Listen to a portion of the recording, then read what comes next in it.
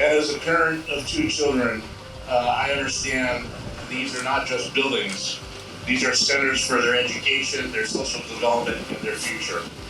That is why one of our major priorities at FEMA and our partners here on Maui is to make it possible for hundreds of school children to return to the classrooms. Recognizing this, FEMA has tasked the Corps of Engineers to install temporary elementary schools in Lahaina.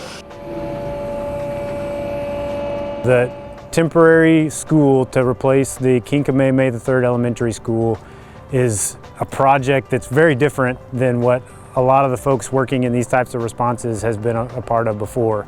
The opportunity to do something that's so integral to the community is really, really special.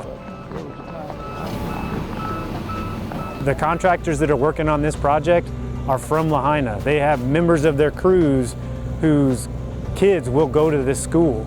So it really benefits us from the standpoint of they are invested. This is not just a normal project for them either. For me personally, after losing my home in the fire and everything I had is gone, we lost everything, you know, so this is, it really touches me personally, being on here. It's a privilege to be part of this project and, you know, to make, I know it's a temporary thing, but, you know, that's what the kids need, yeah? Our end goal is to make sure, yeah, the kids of Lahaina themselves, they have a structure in order to call it a school, a classroom. That is our goal here. I've never seen a project move this fast.